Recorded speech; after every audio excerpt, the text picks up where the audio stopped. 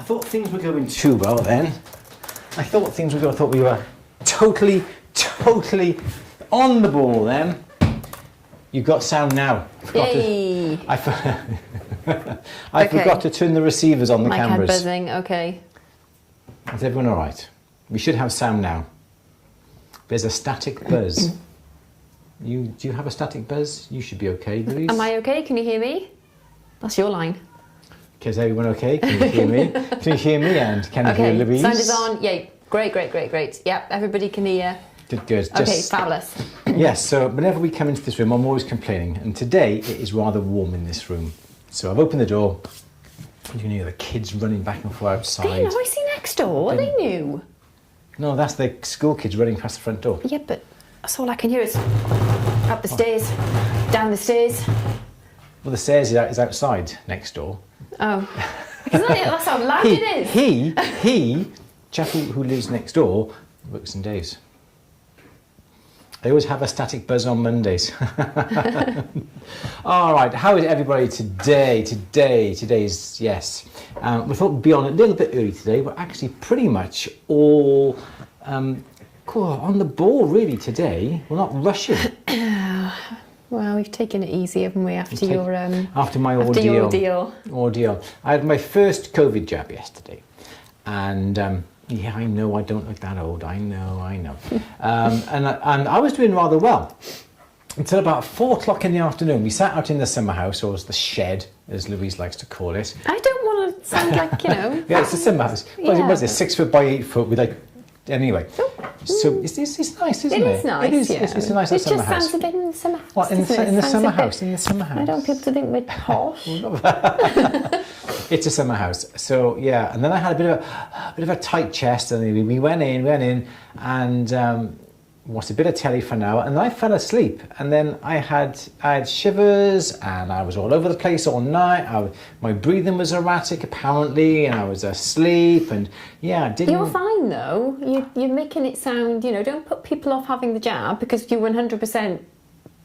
Oh yeah, that is better than having coronavirus. I had typical symptoms. Yeah, you did. You did have classic symptoms. Classic symptoms, yes. So I had classic symptoms. We're on camera. Give Grandpa a shawl, Louise. He was trying to give me a shawl last night because you were freezing. Oh, I was freezing. I got the duvet off you because you were sweating, and then you were trying to put it. We got put your arms in, Louise. It's freezing cold. It's too cold. You're gonna get cold. Oh, you're cold. It's like it's not cold. I promise you, and you are not cold. I promise. I know, bless you. I did worry about you. But it means the jab is working. Oh, that's good. Yeah, there we are. Because Madeleine today said that if your body reacts to it, it proves that the cells are working, apparently. Yeah, but that's not to say it didn't work if you didn't have a reaction, though. Come on, Dr. Berry, don't frighten everybody. I think we stop talking about this is all about jewellery, so there we go.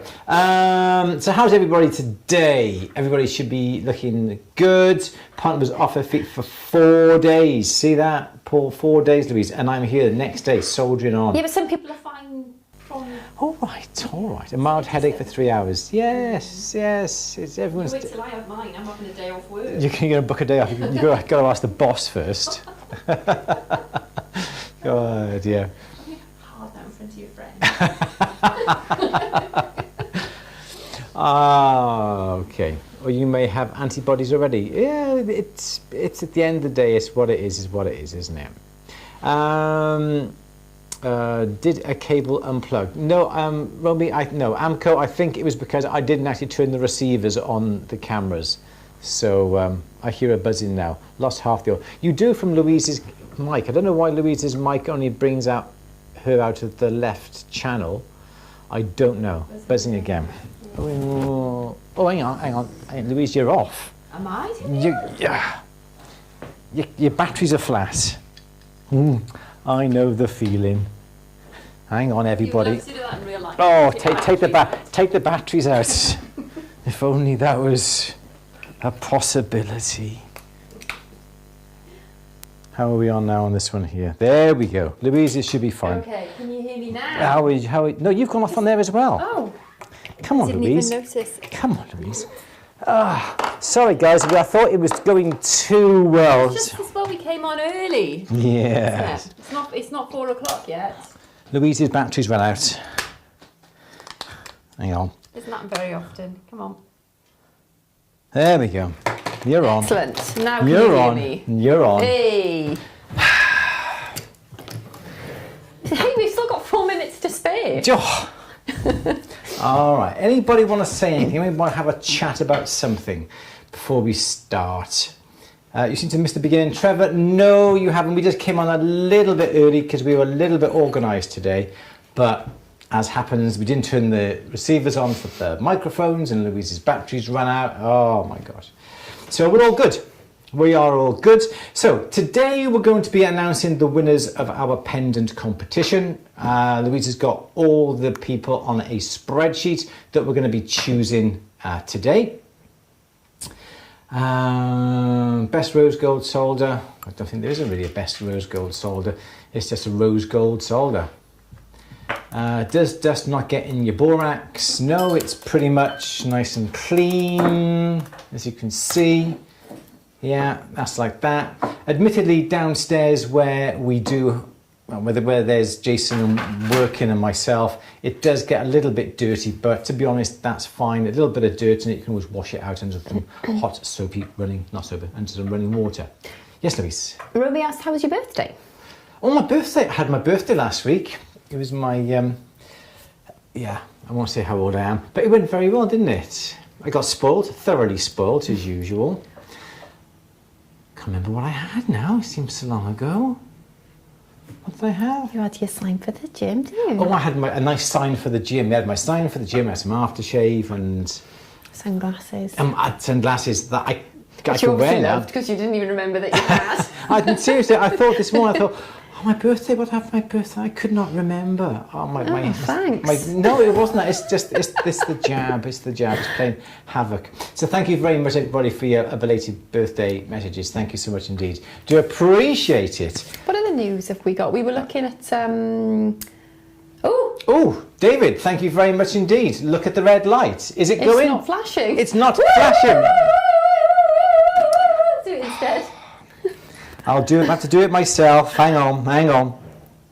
You ready for this? Here we go. Why isn't the light working, Louise? I don't know.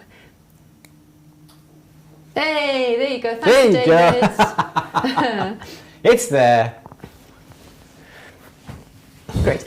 Right, okay. No, the other news is we've been looking into ear piercing in the shop, haven't we? Yes, ear piercing. And God, there's a lot more to it than you think. So we're just going to literally do lower lobe encapsulated system with the. It's not called a gun, is it? It's called a. It's like a gun, device. isn't it? Turns out there's a lot more to it. Obviously, you need hand wash facilities, which we knew, all that kind of thing. Yes. But you need a clinical waste contract. Yeah, which I wouldn't have thought about. I didn't think of that. And obviously, No. I'm au fait with cross-infection control and that sort of thing. But yeah, so it's surprising what we've got you to have a actually visit need. from environmental health, which I don't think. It was very much buy the piercing kit and crack on from the manufacturer, and now we're like, whoa, there's all this other stuff. There's like registration and visits and checks, and which is right and correct, but you don't really realise it until you start delving into it. Exactly, because we were approached by a company in this country and said, well, do you want to do ear piercing? And we thought, yeah, something that we want to do. Yeah, why not? You know, you pierce someone's ears, you give them a voucher, they can return, they get the earrings, and you sort of they stay with you, that sort of thing. And then we thought about it, then they ran back up and they said, right, have you thought about it? We put together this package for you. It's only this, that and the other, and I don't really want that whole package. Perhaps we don't want the gold earrings, studs, whatever. We want some little base metal, whatever they are. But they never mentioned when, for 1 minute. They did say they would help us with the application for the license. But if you get declined, but you say you might, because there's so many ifs and whats, and because it was.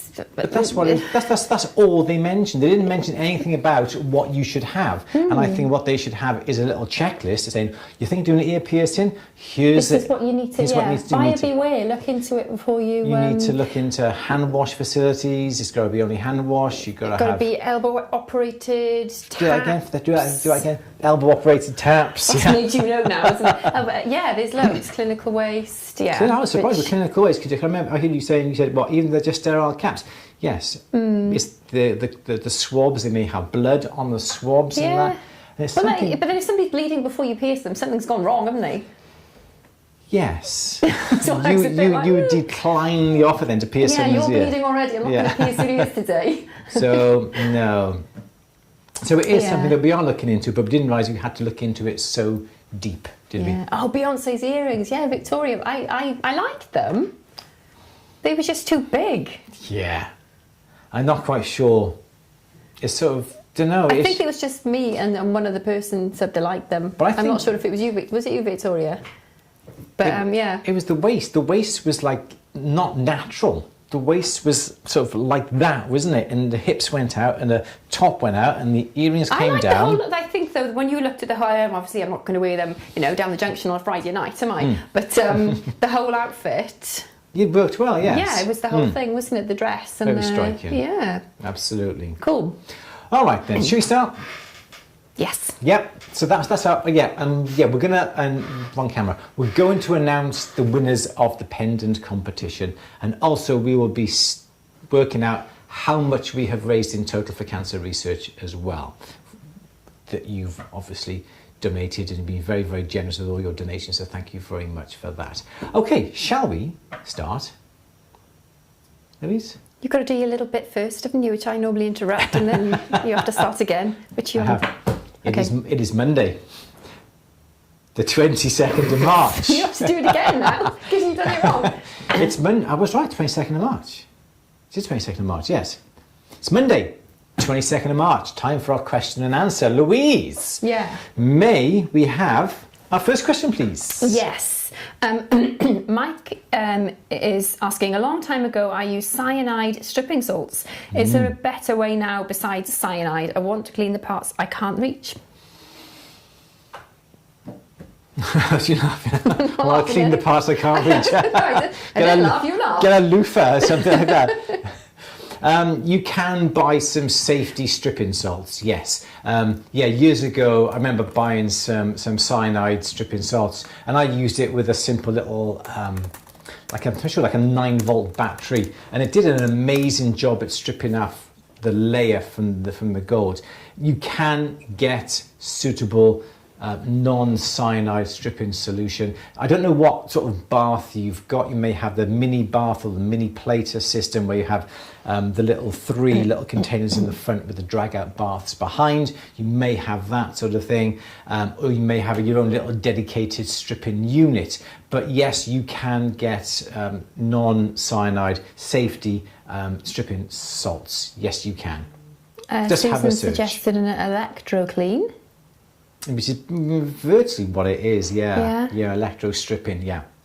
Okay. Yeah. So that's what I would suggest. Just have a look around.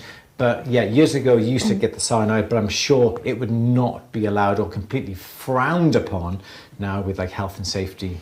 Particularly if you can't get borax in some countries. Yeah, absolutely. So maybe have our next question then, please, Louise. Okay. Isabel is asking, could you explain when choosing for fusing instead of soldering, please?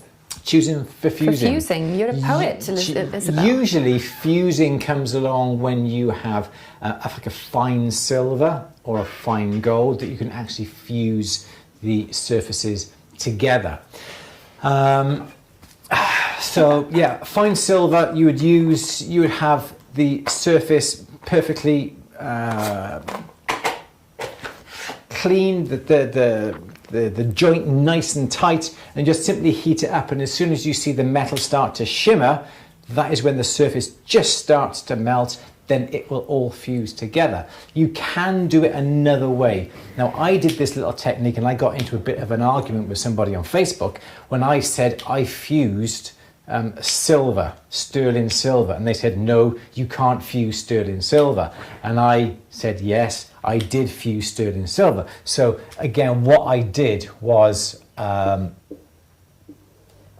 here is the band going round like this, yeah. And then what I did, here's your join up on the top, and what I did was just got a very, very thin fillet. And we do this when it comes to platinum. We fuse the platinum together. We put the smallest little fillet in the gap as we possibly can. The thinnest fillet okay? And that is as thin as you can roll it, and this protrudes about 1 millimetre on the outside of the metal, and all you do is you come along with your torch and you melt this. You melt it, you melt it, you melt it, you melt it down, you melt it down, and you melt it, and you melt it onto the surface all the way around. And then that means then you've fused the metal all the way around the outside. It's a popular technique when it comes to platinum, when it comes to platinum sizing, not to use solder, because solder, you'll always see solder, and then when you polish it out, you'll polish the solder out so you see a slight groove. But yeah, you should only really do it with fine silver, but I did do it with some sterling silver. They say you can't, but trust Andrew to prove them wrong. Yes, and that's what I would use, definitely. It's got to be fine silver, otherwise it doesn't really matter. Sorry, it doesn't really work very well, but you can do it that way, but adding the fillet all the way around. But if you did fine silver, you wouldn't need to add that fillet. You just simply put the metal together so it touches, and then heat it up. And as soon as you see that little flash, the surface just flashes, it'll actually fuse together. Next question, please, Louise. Okay, Warren was asking about sticky stuff. Julie's used to pick up gemstones. I think Susan was helping him with this question. I think you mean the boogie stick or the booger stick. I call it boogie stick, yeah. You can make a boogie stick. You can buy it, you can make it yourself. I've made it from like a baby bell. You know those little cheeses with the red wax wrapper on the outside? Nice. Love a baby bell. You can use that. It is very sticky. So you can either use that, or you can come along with some... I think Warren said he had some beeswax, which he was having trouble melting. It was just too... Yeah. So beeswax you can use. You'd also need to get some charcoal dust as well. So get a charcoal block, refinish the block, get some emery paper, rub it down on some emery paper just to refinish your block so it looks nice. All the dust that comes off, you need then to mix it up with your baby bell wax, or you can use your beeswax. It will melt. You just break a little bit off, put it in the palm of your hand. I think we did a film on this. I can't remember where the film was. We did a little film. I can't remember whether it was on At the Bench, whether it was on YouTube. Can't remember. So mix it with the charcoal dust in the palm of your hand, and I actually made one up, and ho, as luck would have it, Debbie, I've got it by here, I think.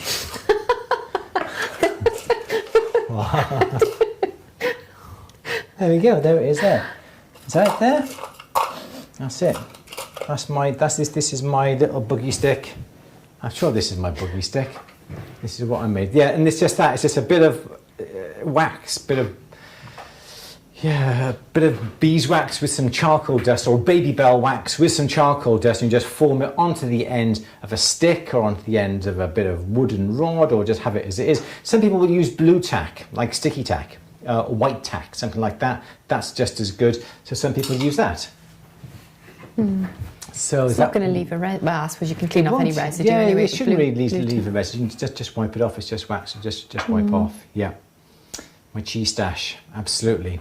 But the charcoal, I suppose, no, it's soft, isn't it? So yeah, beeswax, melt it in the palm of your hand, or put it in the palm of your hand, and just keep mixing it, and the warmth of your hand will actually put it all together. A boogie stick. Yes, I call it a boogie stick. I don't know why I call it a boogie stick. Perhaps that's Looks like a boogie. That's what happens when you've been in the polishing all room and you blow your nose. I don't know. You know. Disgusting. Okay, maybe have a next question, please, Louise. Yes. Oh, this flipping thing, jumping all over the place. Hang on. Yes. And whilst Louise is looking, I will be going through my box of goodies I had from Chris. I have it to hand. Lion Punch Forge. I thank you very much, Chris, for my box of goodies. I have had a quick look. I will go through and I'll simply show everybody here what it's all about. And if you want to put a link to your website where you have these for sale, Louise will let that through, if that's okay. Yeah. Yep. So yeah, Chris, just pop your website down. More than happy to promote you by all means. And we're going to have a go. I must admit, I I did criticise one of those, didn't I? I criticised the claw, didn't I, a few weeks ago. I haven't had one, and I'm going to play with it, and I will certainly let you know how it goes. I stand to be proved wrong. Louise, may I have the next question, please? Yeah.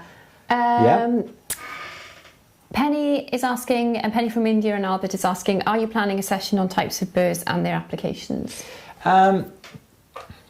I think if we did do anything like that, I think what we'd have to do is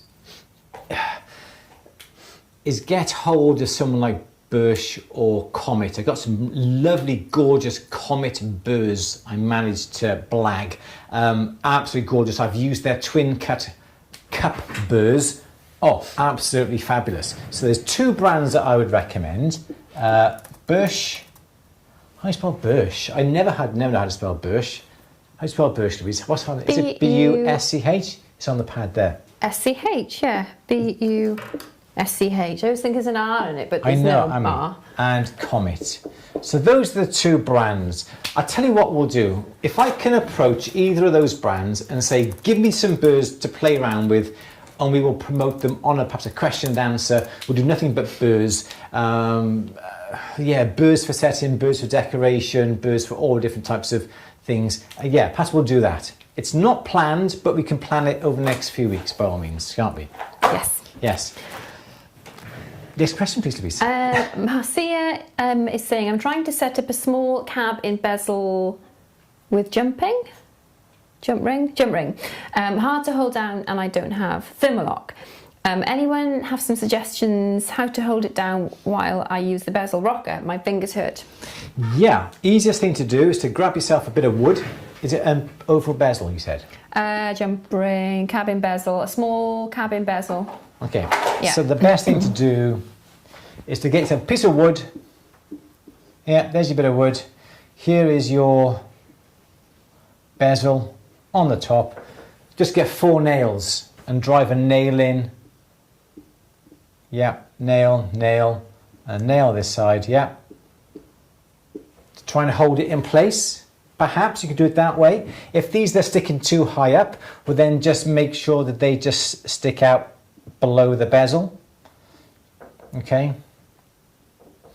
So they stick out below the bezel and it will simply hold it in place. So looking down your top of your bit of wood, there's your bezel and those are your nails, just simply holding it in place on either side like that. And that would be your best bet to hold the whole thing. If you wanted to, if you're afraid those nails would mark the bezel, you could wrap a bit of tape, some sticky tape around them, some electrical tape around them, just to protect them so they don't mark the bezel. But that would be your easiest and best way.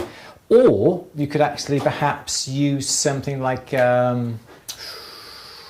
if you had a lot of bezels the same size, you could make a little bit of a jig and use some epoxy resin. And make an epoxy resin, put all the epoxy resin around here, put your bezel in the middle with a bit of tape around the outside so the tape gets stuck to the epoxy resin and the bezel doesn't. When it sets, take out the bezel and then you've got the same jig, the same mould to put the same size bezel in every single time. So yeah, so something like that would be ideal.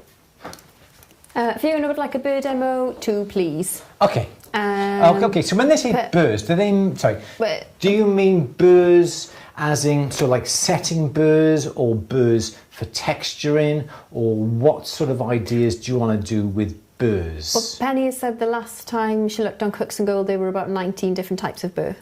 Okay, do you want to set with them?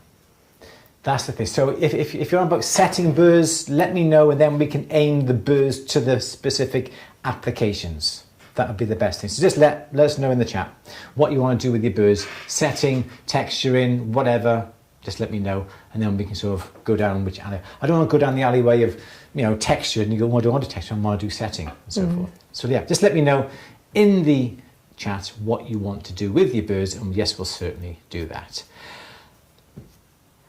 We sell Thermalock. It was the lady in the UK. I don't know. We sell Thermalock, 2 sticks a time. Tuppence a bag, tuppence. I think that jab's gone to your head. Tuppence a bag. Is it really tuppence a bag? No, it's no, not. Don't say that then. It's misleading. Yeah, so we've got chop. I know. Hand tools. Yeah, we sell Thermalock. I don't know where you are, but we sell them by 2 sticks. There we go. That's the one. That's the one. £3. And I think it's about £2 postage. So like a £5, you could get 2 sticks of Thermalock. There we go. Okay. Thank you, Louise, for that. Cool. There we go. All right then. What was in your jab? Yeah, that's what I've been asking myself, Marcia. Next question, please, Louise. Julia is asking, can you recommend some way to send my silver and gold scrap in the UK? Okay, there are lots and lots of places. If you've separated your silver from your gold, that is your best bet. With silver, you really got to look at what the cost of silver is when they buy it for scrap or the cost of refining. So you're going to have to look, you're going to have quite a bit of silver to send off. Val is good. Val. It's no good just saying the name, is it? I was going to say that's not much help to anyone, Andrew. Bear with me, chaps. Come on, you all know Val. Come on, Val. Val. Val used to work for Plus Gold, did Val. Val is on Facebook. I'm sure it's VPR. VPR Precious Metals, look at that. Elizabeth would like to know about setting burrs as well. Okay, setting burrs. Yeah. Okay, so on Facebook, VPR Precious Metals is what you want, and the lady's name is Val, and I will give you her number because I should. Hang on, I've got her website here. There we go. If you do ring up Val, Is that it? that's it. Please mention that Val Phillips. Got her number there? There we are. It's on the website. There's the website. So there's the website. There we are. Oh, they know Val. Oh, that Val, yeah. Val, you know, Val. Everybody knows Val. Val. Used to work for Plus Gold, now she's on her own. Give Val a call. Val will come round to you, or you can post it out to Val. If you do contact Val, let Val know that I recommended her. Can I just check, is her name Val? Her name's Val. I was unclear. Actually, her name's Valerie, but Val, yes. Val. Okay, just so everyone knows. Val. Yeah. So give Val a call. Do you want a phone number?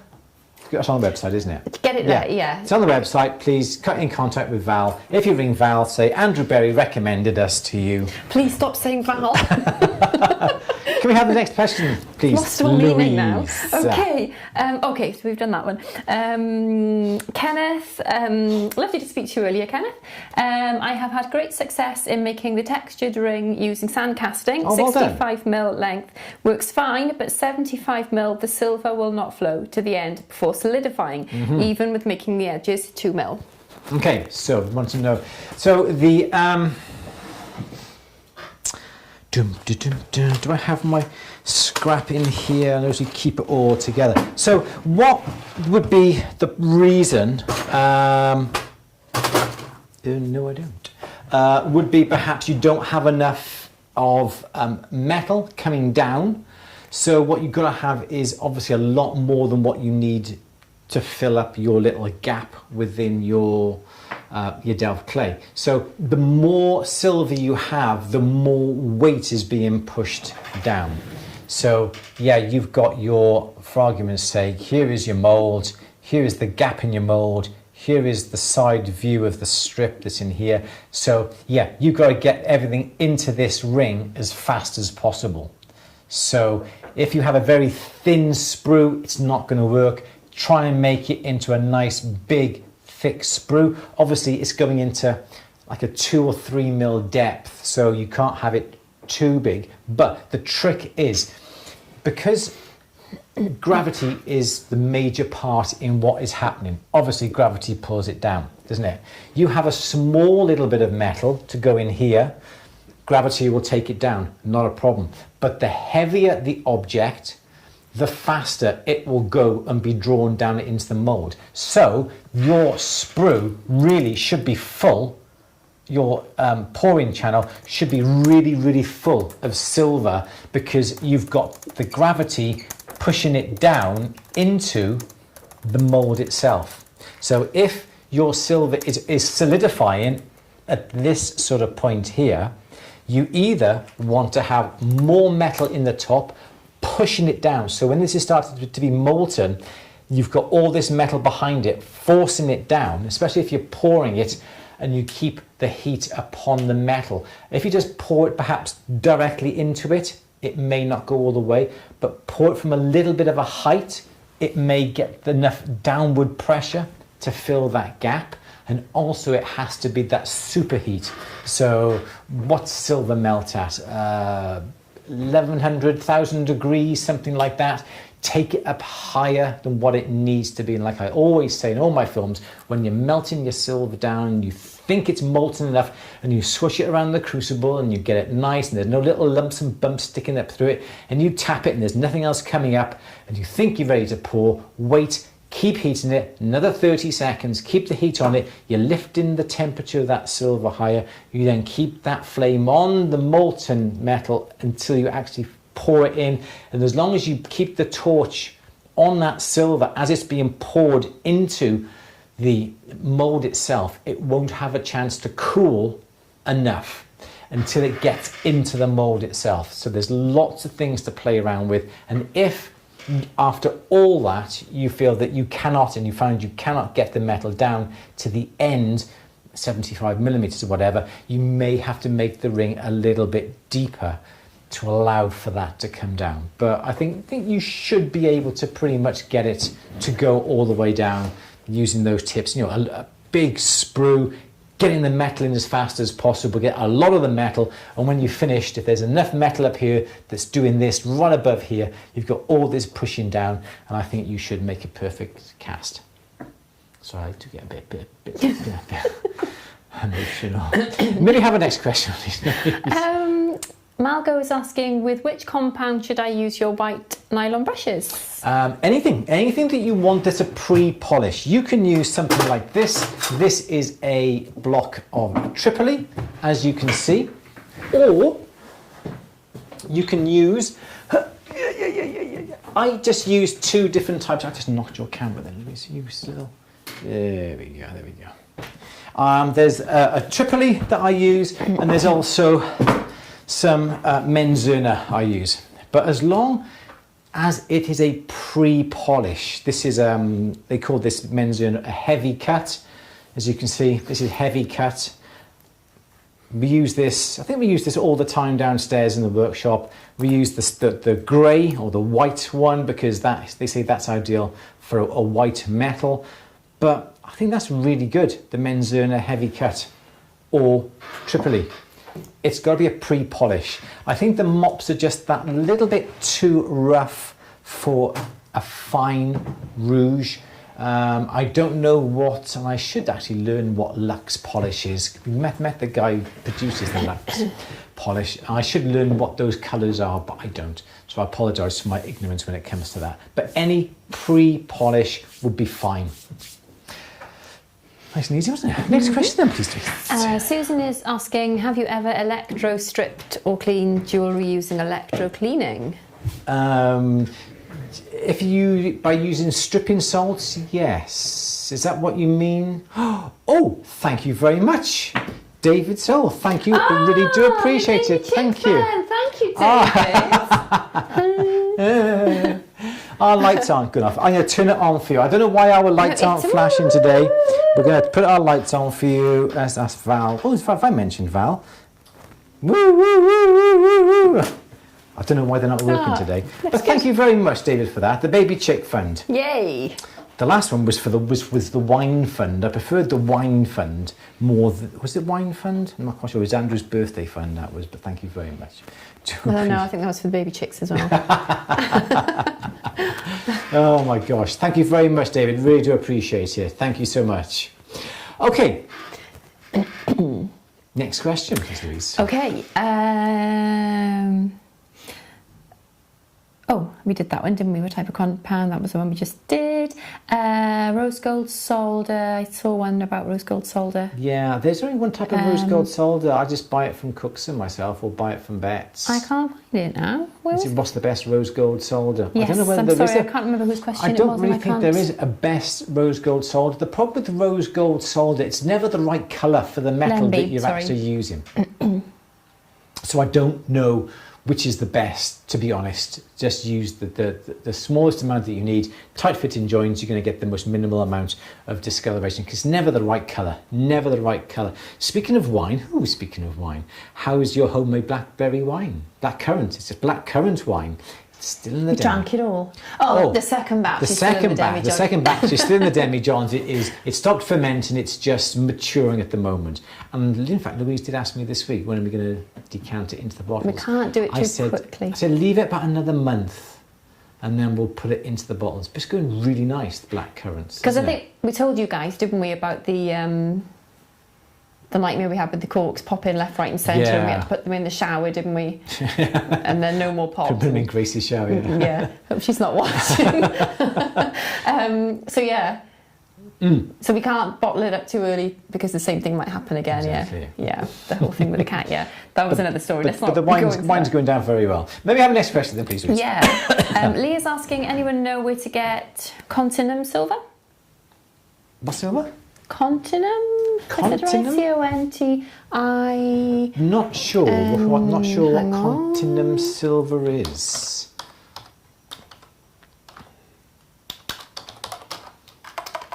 Oh, Continum silver versus Argentium. It would help if I could spell silver. Yeah. Pure silver. Oh, it's a proprietary metal we have been using for many years. In terms of making it, contains the same amount of pure silver.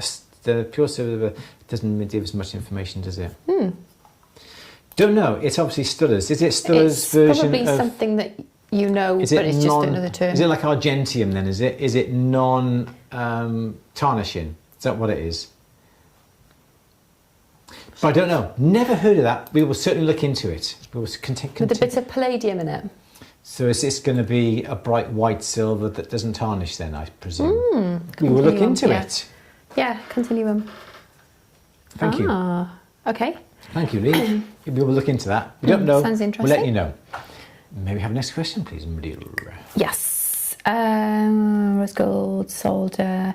Anthony said my soldering is rubbish. We'll keep practicing. Yeah, that's what it's all how about. You're going to be better.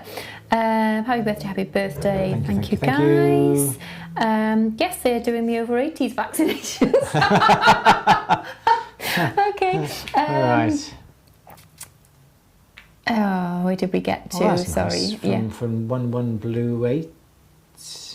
I learned how to solder and making rings for me videos a few years ago to make my fiance's engagement ring. We just got engaged last Sunday, thank you. You're welcome. That's really lovely. Can we see a picture? How can we see a picture? Lovely. Thank you very much. Is that one? Put it on the forum, I want to see. Yeah, if you're a member at the bench, pop onto the forum or pop into the members gallery. We'd love to see it. I really want to see. Thank you very much for that. Let's have a look. What's it like being 27 again? It's my 29th anniversary of being 27.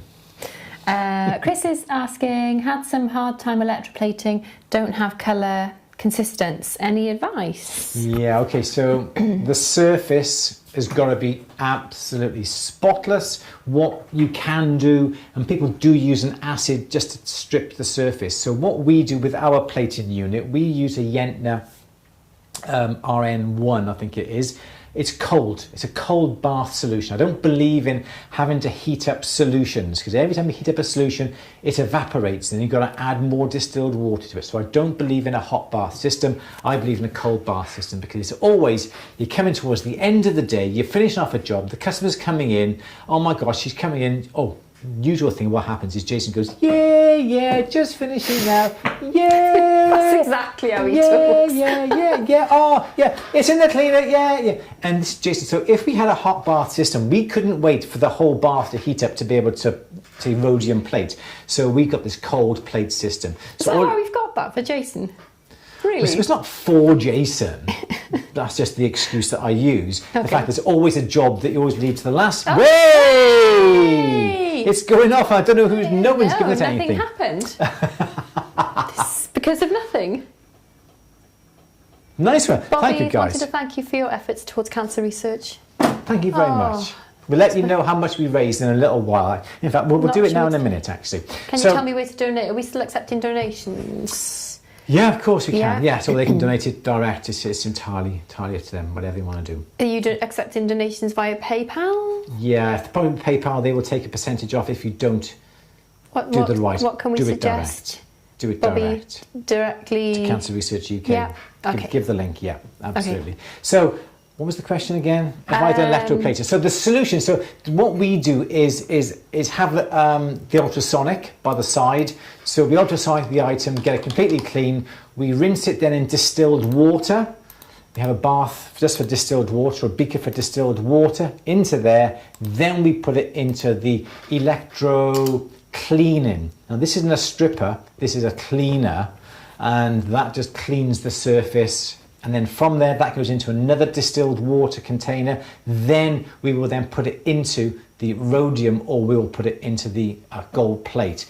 So we always make sure that we ultrasonic it, we do it in distilled, then it's the electrode clean. I think the electrode clean is the most important. We leave it in there for around about 30 minutes. It foams up, so the electric is going through it. It's not stripping, it's cleaning it. It's a completely different process. And we use that, and that is the best way, because the surface has to be completely clean, no dirt, no grease, no anything on it, and it has to be a nice even surface as well. And we find that works out pretty good. So, should we just say how much we raised for Cancer Research? So we, as you know, we did our 12-hour marathons. We've done two. We did one in May last year. We did one in November. One in May last year, we did it for UNICEF. The one in November last year, we did for Cancer Research UK. We did it because a good friend of ours, and a wonderful jeweller, and someone who came onto the chat every week was Mark Goodwin. We did it for him. He's an amazing man, amazing drummer, had a most amazing career, and he had cancer of the cancer of the lungs? Yeah. And sadly he passed away around about Christmas time, wasn't it? He sadly passed away, which is a heck of a shock. And we have raised, you guys have raised, on the 12-hour we raised, how much did we raise, Louise? On the day we raised £1,830. £1,830 on the day. On the and day, that was together, everybody. That was from all your donations that came in. Like you've seen today, the donations are coming in. We raised that, and I think we raised it virtually £1,000 within like the first hour or two. It was amazing. Absolutely amazing. And then what we did then, we have these couple of pendants. We were going to donate, or raffle off, I should say, what we did during the 12-hour. We did this in the first one. This time around it was more techniques, and I don't have them here to hand. But we couldn't really raffle off a little bit of metal. So what we did, we raided the At the Bench display cabinet that's just outside. We went through it. What can we give away? What can we raffle off? And we came up with a pendant that we were going to raffle off. And another good friend, Bill Hawkes, kindly was on at the same time, and he was donating one of his Kina pendants, his sea urchin pendants as well. We lost a bit of contact with him, but then he came back and said, yes, I still want to donate. So we've got 3 pendants that we are donating. The winners we shall announce at 5 o'clock. We've got another 25 minutes yet. But from all your lovely donations for the raffle, we have raised... How much we can, you got all the information. Raffle, yeah, the raffle. On the day we raised 1,830. Yep. The proceeds from the raffle have totaled 502. So in total, together, you guys have raised £2,333. And I just think that's absolutely amazing, incredible. Isn't it? Yeah. So all the money that is coming from you guys, if you've bought, if you've given us £2, £5, £10. For every complete pound that we have, you had a ticket. So if you've donated £5, you have got 5 tickets. So we put your name down 5 times, and we're going to do a random generator, and Louise is going to do that at 5 o'clock, and you will be announced. So thank you, everybody. We have raised £2,332 for Cancer Research. So thank you very much indeed. Your generosity is absolutely amazing. So thank you everybody who has donated. Really do appreciate it. It means so much. you have next question? Yeah. Sorry, Louise, yeah. No, it's okay. Next question. Donna is saying, sorry for this rookie question, newbie to metalwork. Don't be sorry. Why has my pickle pot grown a crystal beard around the rim? It does. It does. It is. I've got. It doesn't really show much on this one. Just this is the baby bottle warmer that I use downstairs. I've had this on the floor. I don't know, since we did soldering a few weeks back. And what happens every time you put your that's my pickle. You can see the state of it.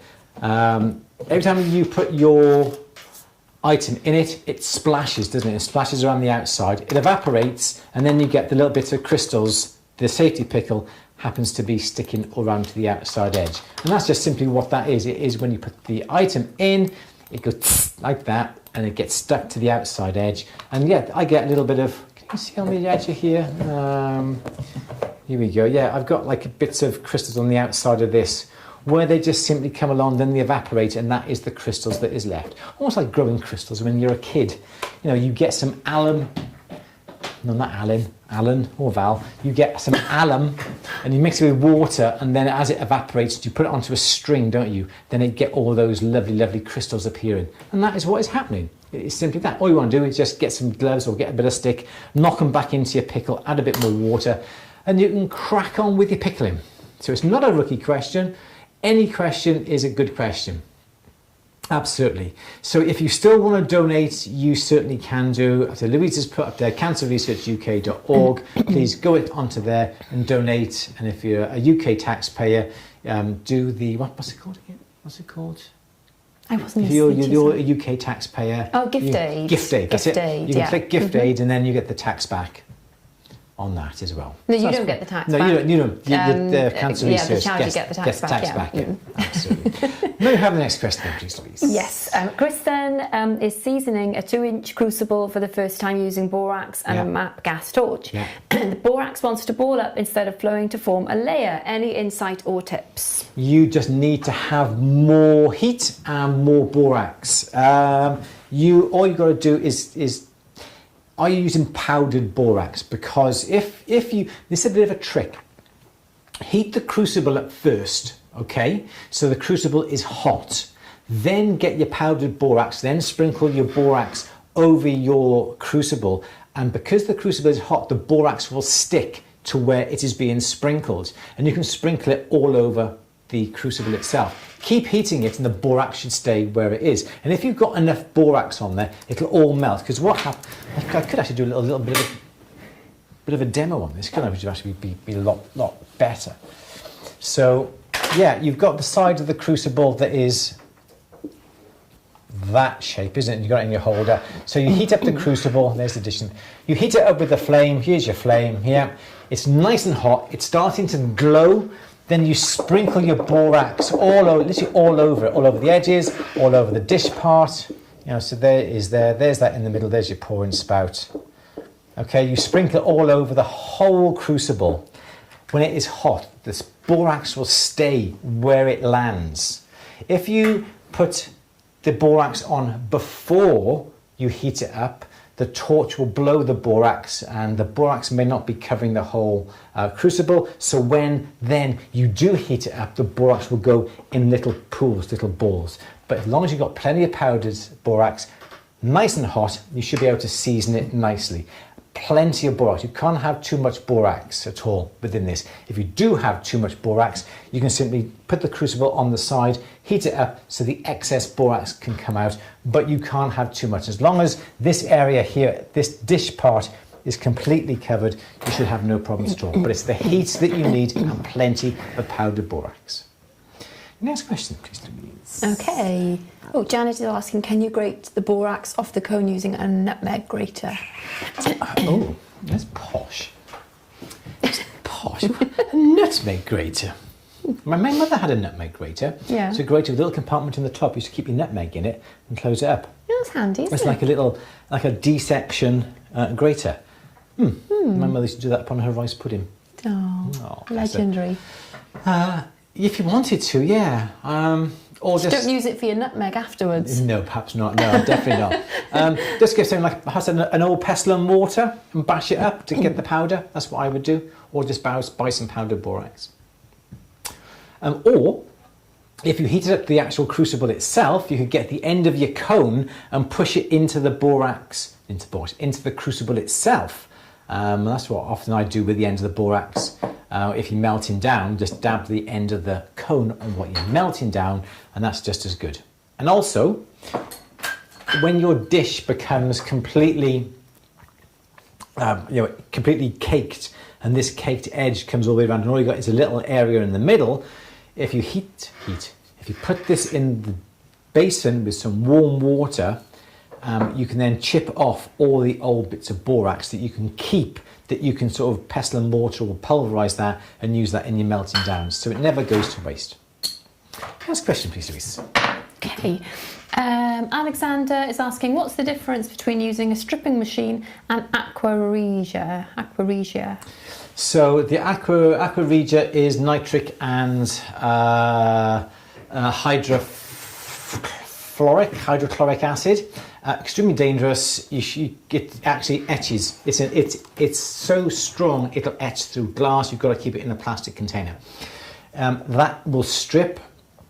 Very dangerous. I wouldn't recommend that.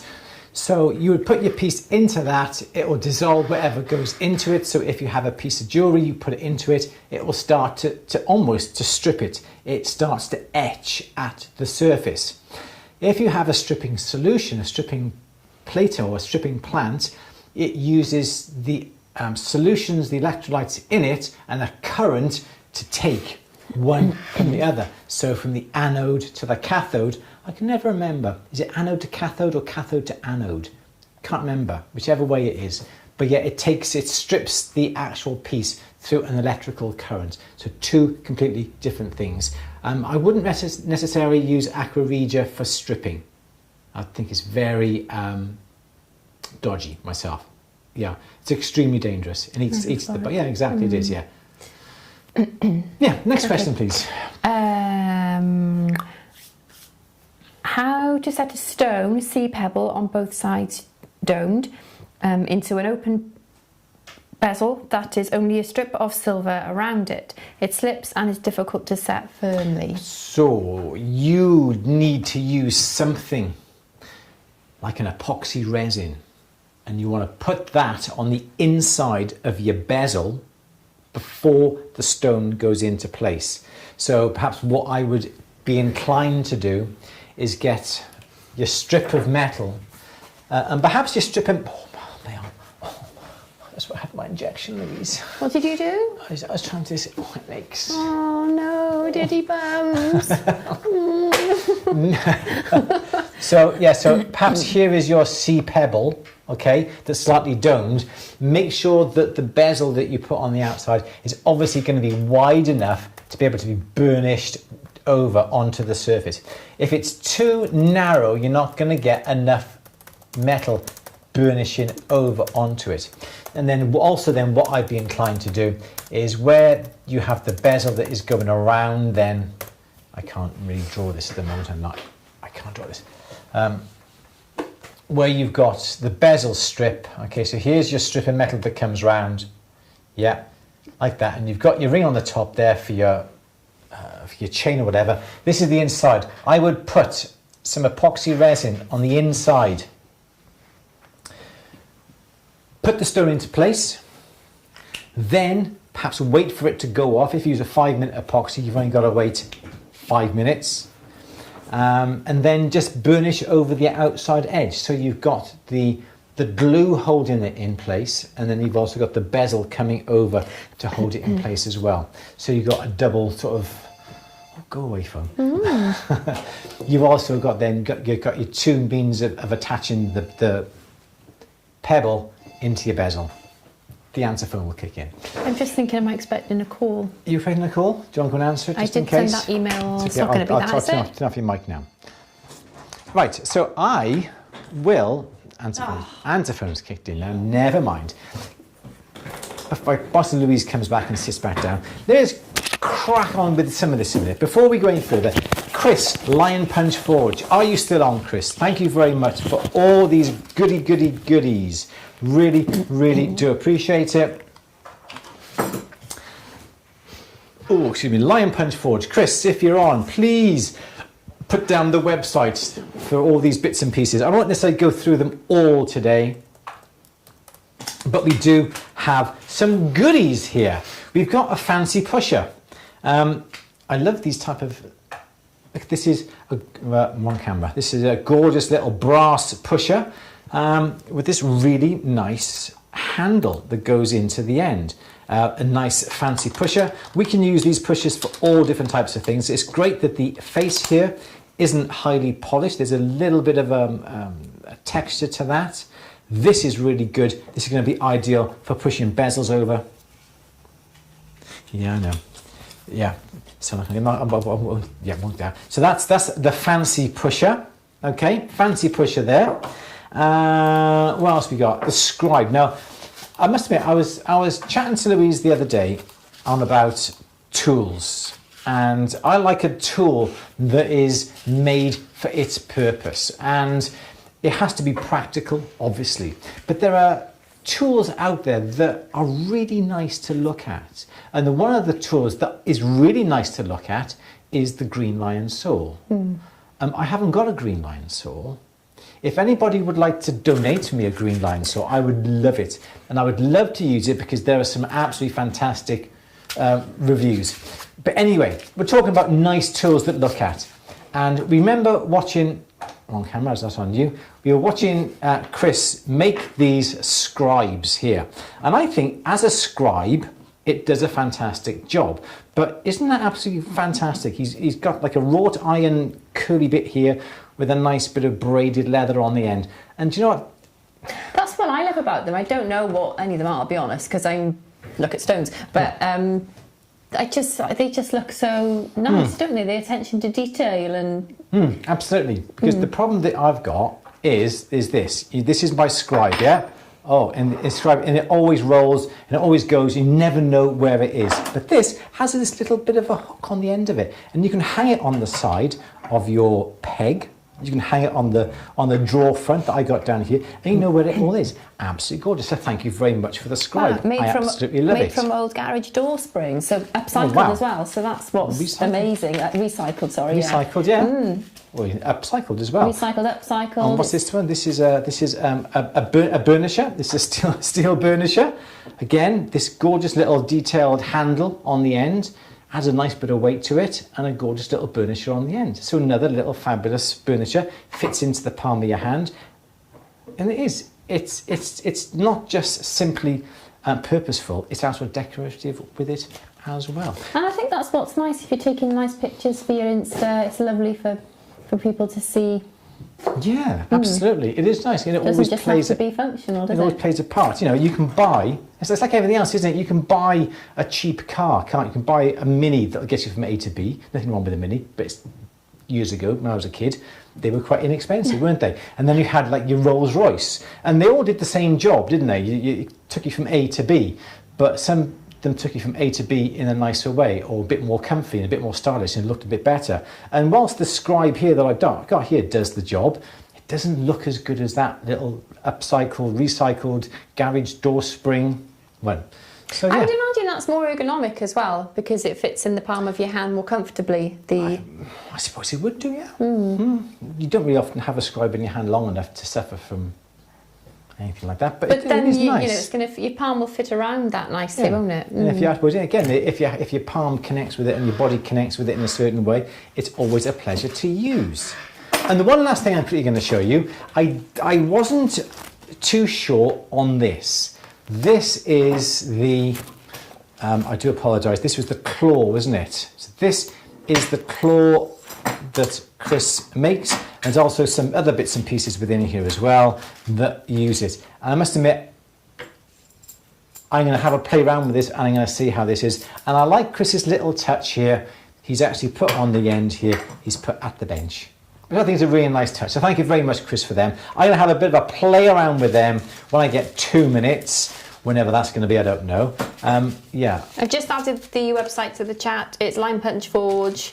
Cancerresearch.com. Thank you very much, sir. But I will be having a good play around there, and yeah, check out some Instagram pictures and so forth with them. Yes, and don't worry, I'll tag you into that, Chris. I really do appreciate it. Lion Punch Forge. Follow him on Instagram. Every couple of days he does a live. Yeah, they're really good. Lovely lapidurist as well. Cut stones. There's a lot of things. So yeah, top bloke. The Lion Claw Gold. Nice. I'll have a bit of a play around with it. Thank you very much, Chris, for that. I do appreciate it. Okay, we've got another 10 minutes of question and answer, Louise. What have we else we got to say? Okay, Paul is asking, can Louise do a social media tutorial, etc. on the forum? Do you mean like using the forum or features of the forum? Social media. Social media, etc. on the forum? At the bench or general social media? Don't know. So yes, so you're asking to learn how to use the forum or how to use social media, but put it on the forum, yeah? Yeah, let me know, Paul, because I'm happy to do either of those. Yeah. It's a huge topic. You're still learning now. Yeah. But there are some basics. They keep changing the algorithm, don't they? So I'll never know it all. And the companies... Oh no, just social media on the forum. Yeah. Yeah. Okay, yeah. Sure. Have a social media area. But I think there's like business promotions on there, that sort of thing. Yeah. So that'd be an idea. Okay. Yeah. Yeah, get cracking. Louise got nothing else to do tonight. Okay. Next question then, please. Okay. Nikki has just bought some braze paste, flux and solder, and was wondering where you would apply this. Would it be inside or outside of your soldering area? Read that out again. Just bought some braze paste, flux and solder. Flux and solder. Flux and solder. Paste. I'm not sure what braze paste would be, but go on, yeah. Is it solder paste? I don't know. This is what I'm scared of. Wondering where you would apply this. Would it be inside or outside of your soldering area? Can you give us a bit when you more say detail, soldering Nikki? area, do you mean you have a dedicated area where you solder to? So would you put the solder together on your piece, then take it over to your soldering area? Is that what you mean? If that was the case, I know I would actually make sure that I never do anything a separate soldering area. I do everything in front of me here because I'm a bit lazy. I don't want to be getting up and moving to another part of the workshop to do my soldering. I got my little boards by here that I bring into place. I can work by here, push my boards away. If I do have anything bigger, I've got my own little soldering station I bring onto the bench here because I'm just that damn lazy. So braze paste, yes, found first fluorides in it, so I wouldn't use a braze paste. Never use a braze paste, always use a flux, borax or flux, anything like that. And then I would always put that in my soldering area, then to put everything together in the soldering area, rather than move it from here, because things may go awry. How are we doing there, Lou? Okay. Cool. All right, maybe have a next question then, please. Yes. How far did we get? Ooh. Tom's on. Oh, hi, Tom. Hey, Tom. Help, I've messed up area. I've messed up area.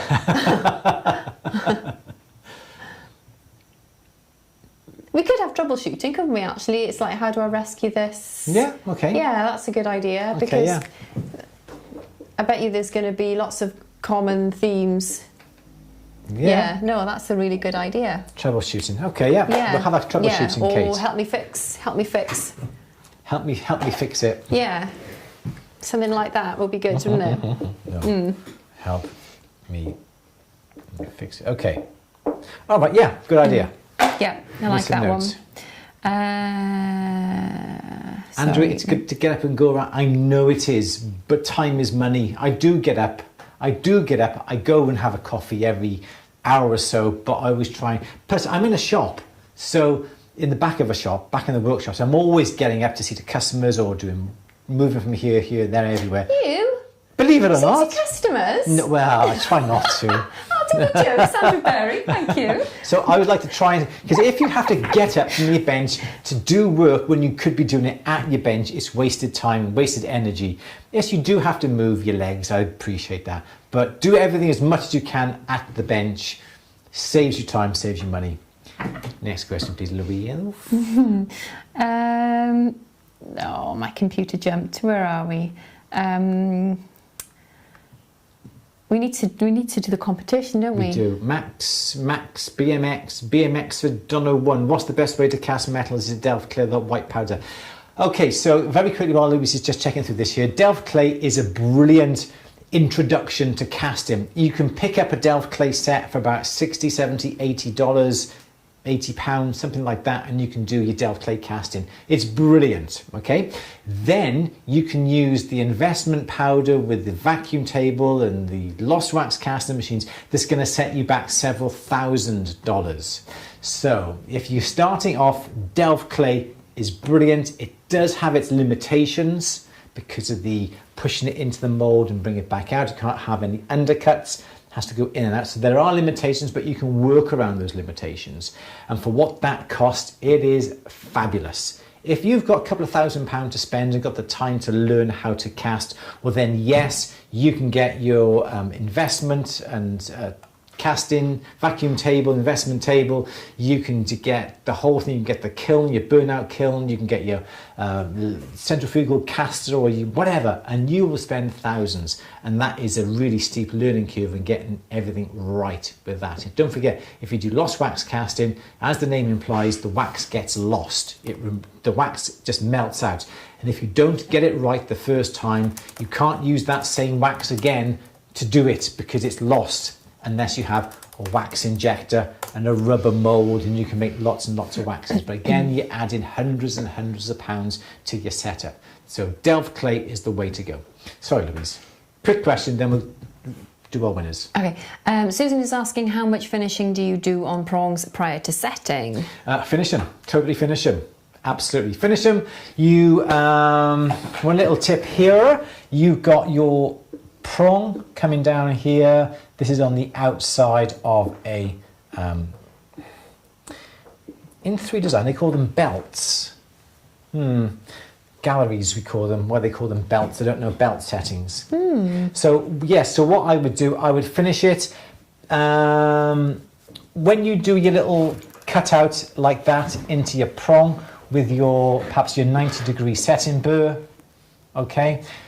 When you use that to cut out these little areas for the stones to go into, you will invariably get a little bit of swarf on the one side. So get a graver and just drag off that swarf off the one side. Otherwise it looks really, really untidy. Because this has a direction. If it's spinning in one, so here it is here, here's your burr here. If this is spinning in this direction and it cuts the groove, there'll always be a little bit of a swarf on the outside edge of your claw. So get a graver and just scrape that off. So what I would do this, I would finish the whole thing, polish it, rouge it, the whole thing after you've cut this out. Then I would set the stone into it, whichever way you want to set it. Then I would perhaps clip that off down there, then use a cup burr to round off the tops. And then all you got to do then is just polish up the tops of the claws. And that would be all I would do afterwards. So finish it completely before the stone goes in, because you can get all around, you can get all underneath the gallery, on the sides of the claws, in this area, all around, and you can get that nice and highly polished before the stone goes into place. Okay. Anything that we need to address before we announce the winners? No, you normally say one more question. No. Oh. Right, we are now... I think it's going to be a quick question of him. Go on then. Penny is asking, I bought the new bench clamp and metal peg. I would love to add the GRA ring swivelly clamp thing. Yep, Do I need all the gubbins that it comes with? It depends on which one you're going to go for. New bench clamp and metal peg.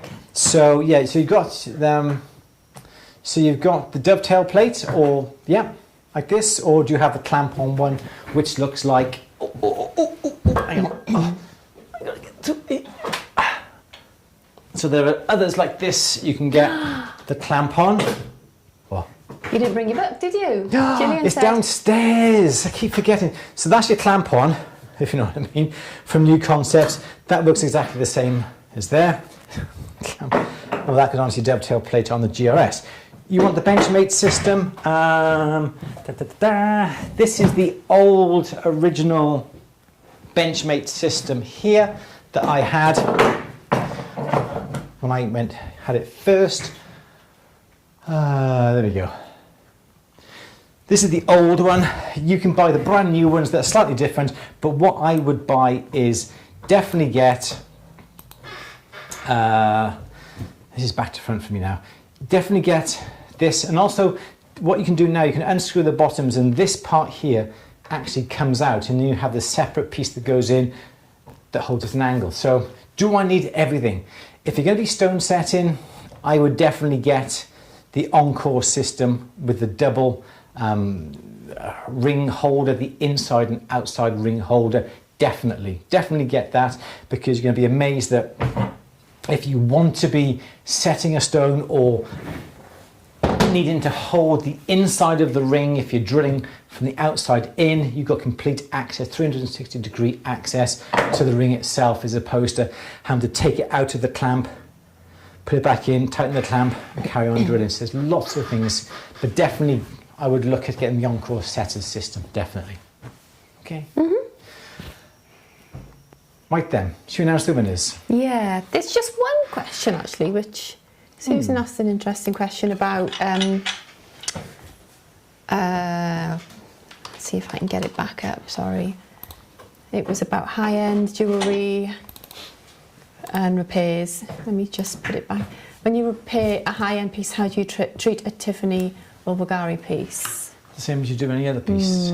Yeah. I think when I take things in, it's like that. We had a lady, was it a 3 or a 5 carat diamond ring?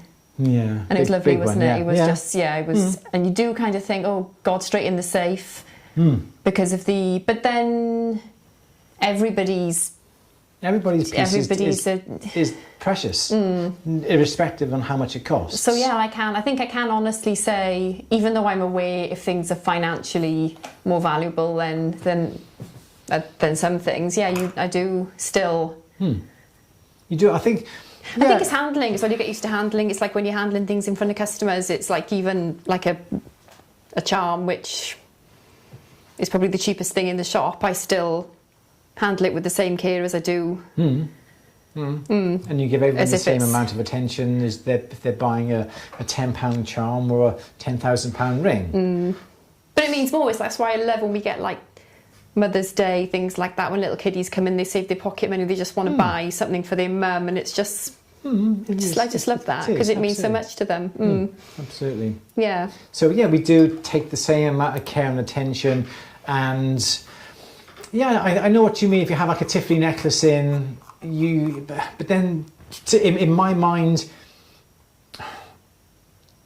not being disrespectful to Tiffany or whatever, but they use the same silver as everybody else. I think someone said they got a different alloy. Whether that's true, I don't know. But the pieces are cast, the chains are the same type of chain, the manufacturing process is the chain, is the same, the links are the same, the clasps are pretty much the same. So there's no real difference when it comes to treating that piece any way different to what you would normally. You wouldn't cut corners because it's a cheap chain and then spend a bit more time on it because it's a Tiffany, because there's not much point because it's your workmanship that comes into. How do you deal with them? It's the marks. Oh, do you mean the hallmarks? Andrew, the marks are the big deal. Yes, they are. The big. Do you know the marks? If found, please return to Tiffany. That sort of thing. Oh, right. Okay. So, do you mean how do you keep that? Perhaps. I don't know. If that's the case, you just dip it in the acid to get it all nice and clean. You polish it. If you feel that the lettering perhaps could do with some more distinction, we've got a little. I'm not quite sure. I think I bought it from Cookson, like an enameling pen that you use for recesses, and it's black. And you just put it over the whole piece, wipe it, and it just stays. It's almost like patination. I think as long as you've informed your customer of the risk as well, and they're fully aware of it, it's up to them. Yes. Yeah. But then you're not going to say anything detrimental. Yeah, I know what you mean. It's like if you're going to lose, like on the rare occasion, somebody's going to lose like a clog eye hallmark, which I don't know, and you would always tell them. And yes, a lot of the hallmarks these days have been put on with laser, and especially Gallery and Abbey Crest back in the early days, the hallmarks were very, very shallow. And they were lasered with the most lightest marks, and when you come to polish it, you polish the hallmarks off. unfortunately, those things happen, but you need to tell the customer beforehand if anything detrimental is going to happen to the piece, which in theory it shouldn't, but if you're going to polish a piece, or if you've got a ring shank coming around like this and you've got the hallmark in all these areas here, and you actually have to cut and take a piece out of the back. You can't do anything here, you can't do anything there, and the hallmark is actually where you've got to take that piece out. What do? The most important thing is preserving the date letter, if there is a date letter on it, preserving the finesse, and preserving the assay office. To be honest, there's a lot of pieces out there that would be beneficial if you actually took the maker's mark off, because sometimes it's a hell of an embarrassment of the piece that someone's made. So if there's a problem, you take out the maker's mark, the maker's name, but leave everything else in place, because those are far more important than the actual maker's mark, if you ever come to that. Yeah, Susan's saying the marks add 40% in some cases. They do, yeah, absolutely. So yeah, there's a black pen in Cookson's. It's just very much just like a marker that you just simply paint on in the recesses and then wipe off the top once it's dried, and the lettering will stay there. I think as well, though, like you say, risk assess it and discuss that with your customer, but I also get them to sign as well on the packet to say you've discussed risks and X, Y or Z could potentially happen. Yeah. And then they sign to acknowledge. Yeah, or we could have several hours on taking in procedures. Absolutely, when it comes to repairs, and perhaps we can do something like that at a later stage on sort of taking procedures. Yes, why do you have more than one good saw? Does each hold a different size base? You don't have to talk about it. Sandra, I always just have basically a fixed frame. Don't bother with an adjustable frame, I'll have you. Fixed frame, one size blade, 3-stroke O. I don't use anything different. 3-stroke O stays in the frame as long as possible until I break it, then a new one goes in place. Sure. Saw at people. Can't do that. Sure, I've got a new concepts saw, and I use that quite a bit. Jason uses these every single day when he's in work. Obviously, we haven't been in work since the 20th of December, so yeah. So I don't necessarily have 3 or 4 different size saws with different size blades in. I'm just too lazy, and a 3-stroke O, 2-stroke O is all that you need, unless you're doing some really, really delicate piercing. And in that instance, then I would simply change the blade out with a finer one. But I've always got my old trusty saw. I bought this when I was 18. Did you really? Yeah, that's my original saw. I bought in Newport when I was in college. That was my original saw. Yes, it's an old Eclipse saw, that one, and it's still looking as good today as it did then. It served you well, hasn't it? It has, yes. Really but has. Then I use that a lot, but I also use my new concepts as well. Anyway, that's enough of that. So, lots of people love collecting saws. I would love to have upon my wall a green lion saw. You've already said. Just saying. If anyone would like to donate and get a big thank you on the chat, I'm more than happy to promote you. Right then, Louise, we have 3 winners who are going to win the pendants that we have up for grabs for Cancer Research UK. We've been through them. I have the amounts there, please, Louise. What do you want this one? So, yeah, during the day on the, I can't remember when it was now, in November the 11th, something like that, we raised £1,830 on the day, thanks to all your donations. We then had a raffle. People, you guys just donated the money through PayPal. All that money is going to go to Cancer Research, and just purely for the raffle itself, we raised £502. So thank you all for all your donations. So it comes to £2,332. I will be sending the money over to Cancer Research. It should be tonight. Now we know exactly what we've got. I'm more than happy to do that. I'm going to put that in memory of Mark Goodwin, who I've already mentioned. So thank you very much. We got 3 names to select from the list. Thank you very much, as I said, to everybody who came in. Really do appreciate it. In no particular order, you have whatever we give you, and we will be posting these out to anywhere in the whole wide world. So if you're in Abercombe Tut up in the valleys, yeah, we'll send it to you. If you're in Venezuela, we'll post it to you. And if you're in the mountain regions of New Zealand, we will post it out to you. No charge at all for that. So congratulations and thank you to everybody who donated. You are all winners in my eyes. And I'm afraid there can only be 3 winners. So we got a little bit of a random generator with the spreadsheet that we've put everybody's names in. Excuse me. If you've donated more than £1, you donated £2, you'd have 2 entries into the draw. If you did £5, you'd have 5 entries and so forth, just so it made life nice and easy. Louise, may we have the first winner? Yes, but can I just say that this first draw is for the heart. Okay, shall I zoom in on that one? Is it agate? Or it might be fluorite. You're the gemologist, Louise. I haven't got my certificate yet. Well, yeah, it's do you know what it is? No.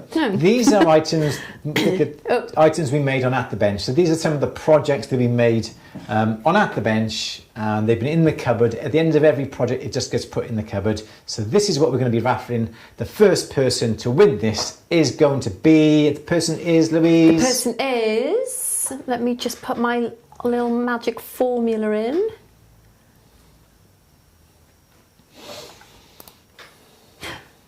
Tony White.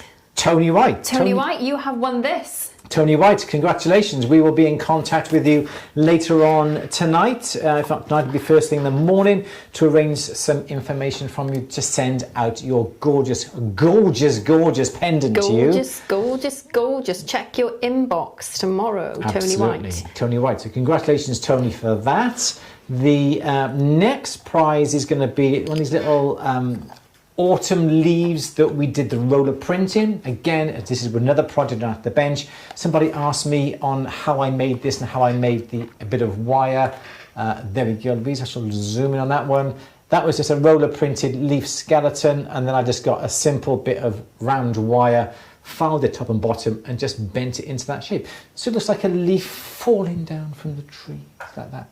So that is what is on offer for next. It doesn't really show the texture very well, but it is a really gorgeous texture. Absolutely. Yeah. So Louise, who is the winner for that one? So congratulations to Tony White. Tony, congratulations to you. We should be in contact with you very, very soon.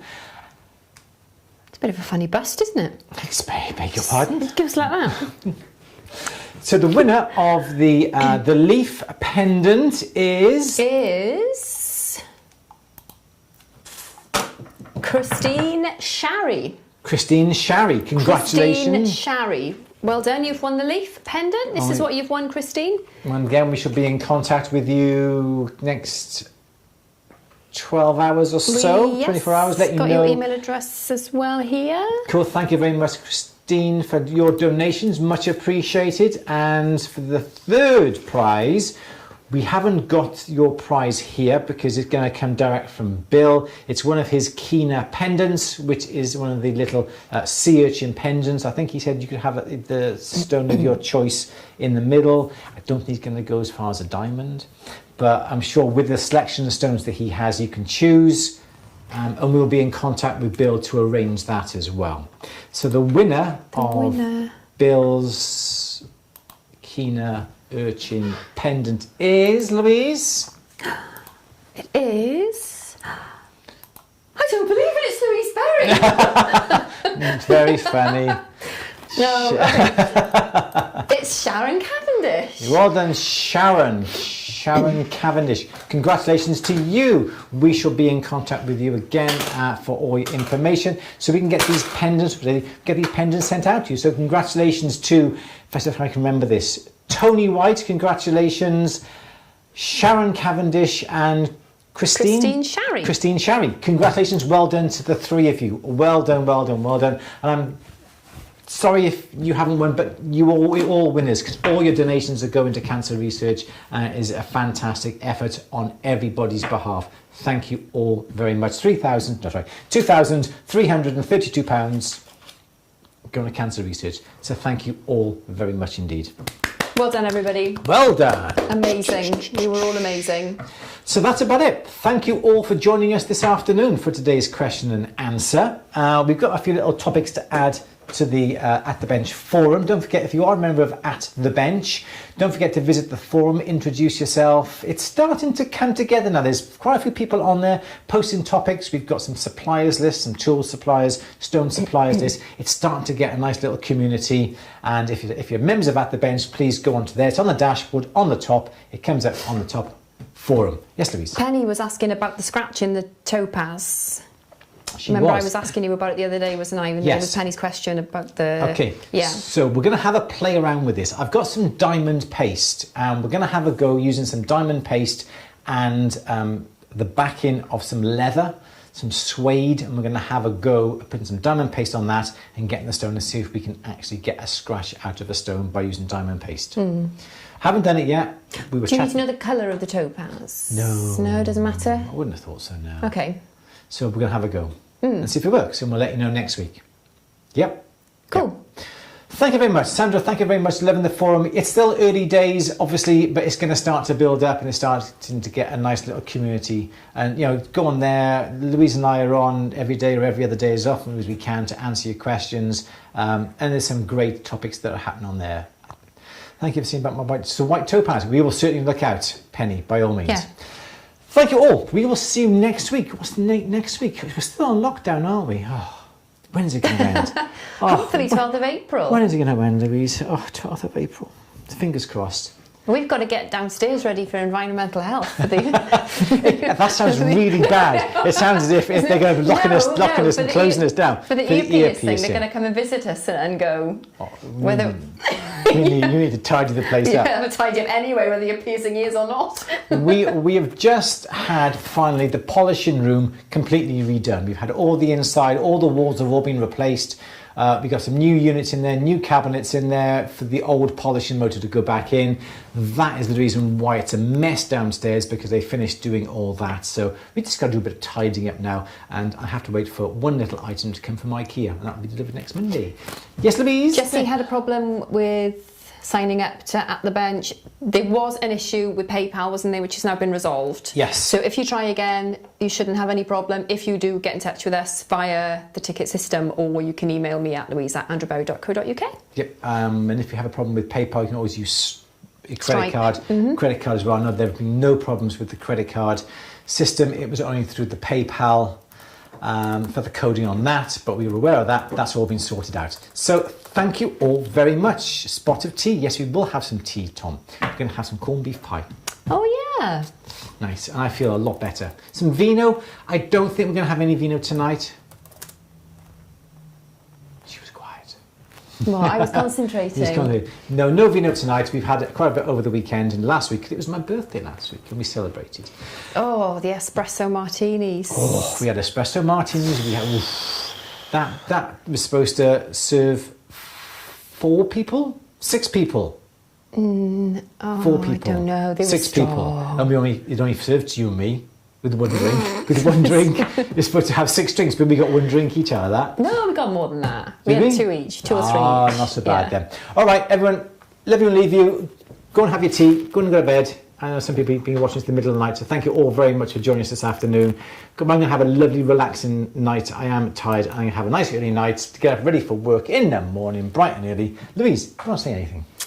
No, have a good week, everybody. Have a good week, and we will see you all next Monday, which will be the 29th of March. My sister's birthday this week, Wednesday. And my best friend when I was in school, Robert Eva, his birthday's on the 27th. If you're watching, Robert... I doubt it very much. Everyone, take care. We will see you all next week for another question and answer. We will approach these companies, Birch and Comet, to find out about the burrs. It was setting burrs as well that we need to do, wasn't it? Louise, it was setting burrs. Setting burrs. I think you should write it on the board so you don't forget, because you know what you like. Setting. Okay, and we will certainly look into something by all means. Everyone, have a lovely week. We will see you all next week for another question and answer, 29th of March. Take care. See you 4 p.m. then. Take care. Have a nice night. Bye. Slide minute. Yay! Doing it!